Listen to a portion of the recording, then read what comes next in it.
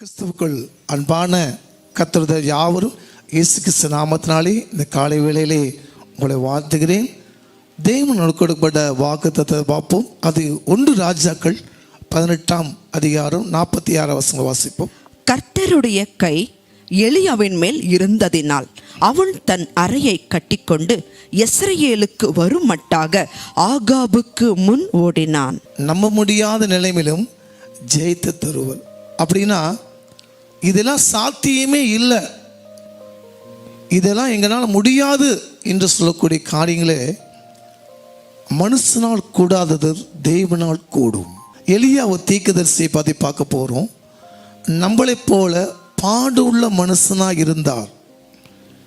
இவர் இஸ்ரவேல் தேசத்திலே தெய்வமாய் நிரூபிக்கும்படியாக 850 விக்கிர தீர்க்கதரிசியின் மூலமாக வானத்திலிருந்து அக்கினி வரும்படியாக இவர் செய்தார்.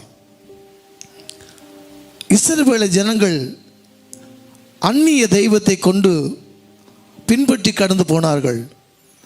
இந்த தேசத்தில் பஞ்சம் வரும்படியாக அவர் வானத்தை நோக்கி எலியா ஜெபித்தார். நம்மள் போல ஒரு பாடுள்ள மனுஷனாக இருந்தாலும் அவர் கருத்தாய் ஜெபித்தார். 3 வருடம் அந்த தேசத்தில் மழை வரல.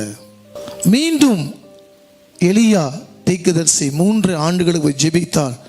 மழை பெய்து அந்த பூமி ஆசீர்வாதமாய் மாற்றப்பட்டது. இது என்னதுங்களா, அந்த தேசத்துக்கு ஒரே ஒரு மனிதன் இஸ்ரவேல் ஜனங்கள் தெய்வமாக்கும்படியாக ஒரு வைராக்கியமாக இருந்த நம்மளை போட பாடுள்ள மனுஷனை எளியவை பார்க்க போகிறோம். தேசத்துக்கு ஒரு மனிதன் ஆகாப் ராஜாவிடம் ரதங்கள் குதிரை இருந்தன. ஆனால் எலியாவிட்டையோ கால் மட்டும்தான், நடைபாதை தான் அவர் செய்து கொண்டு வந்தார்.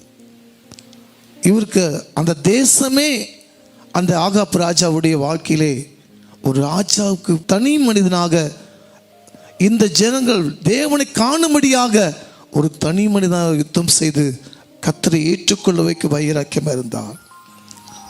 இவர் கூட யாரும் இல்லை, தேவனை தவிர்த்து எந்த மனுஷனும் இல்லை. ஆனால் ஆகாப் ராஜாக்கு அநேக குதிரை படைகள், அநேக படைகள் இருந்துச்சு. ஆனால் இவருக்கு ஒன்றுமே இல்லை. என்ன செய்தார்? தனி மனிதன். தேவன் மட்டும்தான் எளிய கூட இருந்தார். ஆகாப்புடைய ரதத்துக்கு முன்பாக, அந்த குதிரை ஓடுறதுக்கு முன்பாக இவர் ஓடி போய் நின்றார். அந்த படத்தை தேவன் கொடுத்தார் எலியாக்கு. அவர் ஒரே ஒரு காரியம், இந்த ஜனங்கள் இஸ்ரவேல் ஜனங்களை தெய்வமாக ஏற்றுக்கொள்வதற்காக ஒரு தனி மனிதனாக இருந்து அவர் ஜெயித்தார். 1 ராஜாக்கள் புஸ்தகம் 18ஆம் அதிகாரம் 45-46 வாசிங்க.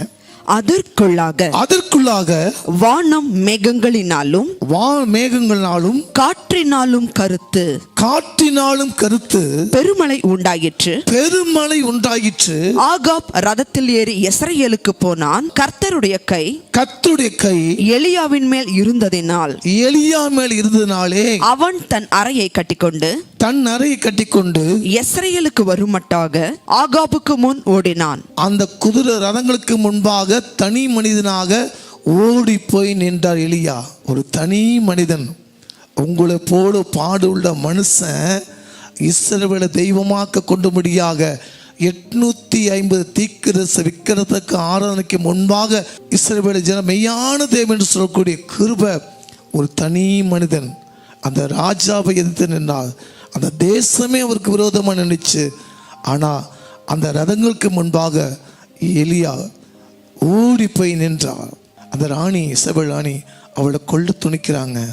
ஒரு மனிதன் தேவனுக்காக வைராக்கியமாக நின்று கர்த்தர் 3 வருடம் மழை வராதபடி நின்னும்போது, அந்த தேசத்திலே பஞ்சம் வரும்போது திரும்பியும் இஸ்ரவேல் ஜனங்கள் மீட்டெடுக்கப்பட்டு தன் தேவனை சொந்த ரட்சகரை ஏற்றுக்கொண்டார். மீண்டும் எலியா ஜெபிக்கிறார். ஆசீர்வாதத்தை மழை தேவன் பெருக பண்ணுகிறார். ஒரு மனுஷன் நம்ப முடியாத நிலைமையிலும் ஜெயித்து தருவார். யோசிச்சு பாருங்க, எலியாவின் தேவன், நம் தேவன் நிச்சயமாகவே ஒரு தனி மனிதனாக அந்த தேசத்துக்கு எல்லாம் விரோதமாக நின்னும் போது இஸ்ரவேல் தேவனுக்காக தனி மனிதனான் என்று அவர் ஜெயித்தாரே. அந்த ராஜாவோட ஓடும் அது ரதங்களுக்கு முன்பாக ஓடி போய் நின்னா கர்த்தர் பலத்த சத்துவத்தை தேவன் கொடுத்திருக்கிறார். என் வாழ்க்கையில எல்லாமே முடிஞ்சு போச்சு, ஒன்றுமே இல்லைன்னு நினைச்சு கொண்டிருக்கீங்களா? நம்ப முடியாத நிலைமையிலும் ஜெயித்து தருவார். நிச்சயமாக விசுவாசனுக்கு எல்லாமே கூடும். நிச்சயமாக அதை பார்த்துக்கொண்ட கர்த்தரோட தேவச்சனமே, இன்றைக்கு தேவன் சொல்லுகிறார், நம்ப முடியாத நிலைமையிலும் ஜெயித்து திறந்து உன்னை வைத்து வைப்பார். கண்களை போட்டு நம்ம ஜெபிப்போம். ஆண்டவரே, இன்றைக்கு பார்த்தோம் எலியா என்ற தீர்க்கதரிசி தனி மனிதனாக நம்மளை போட பாடு உள்ள மனுஷனாக இருந்தாலும் தேவன் இஸ்ரவேல் தெய்வத்துக்காக தனி மனிதனாக இருந்து அந்த ஆகாப்பு ராஜாவை எதிர்த்து நின்று, ஆண்டவரே இந்த இஸ்ரவேல் ஜனங்கள்லாம் ஆண்டவரே பாகால் தெய்வம் வணங்கி போயிட்டாங்கன்னு சொல்லி வேதனைப்படும் போது அந்த தேசத்தில் பஞ்சம் உண்டாக்கும்படியாக ஜெபித்தார். 3 ஆண்டுகள் பஞ்சமாயிற்று. மீண்டும் அந்த ஜனங்கள் இஸ்ரவேல் தெய்வமாக ஏற்றுக்கொள்ளும் போது மீண்டும் அந்த மலையை வர்க்கி செய்தார். நம்ப முடியாத காரியங்களை கர்த்தர் எலியா செய்த தேவன் நம்மளையும் எலியாவின் தேவன் நம்ப தேவன் சொல்லும்படியாக இதை பார்த்து கொண்டு கர்த்தர் தேவன் ஜனமே, நம்ப முடியாத காரியங்களை நினைப்பதற்கு வேண்டிக் கொடுக்கவும் அதிகமாக செய்கிற கர்த்தர் உங்களோட கூட வந்து கர்த்தர் வாய்க்க செய்வார். தேவன் நாமே பார்த்துக்கொண்டு ஒவ்வொரு பிள்ளைகளும் இந்த ஆசீர்வாதத்தை காணும் ஜெபிக்கும். இயேசுவின் நாமத்தில் நல்ல பிதாவே, ஆமென்.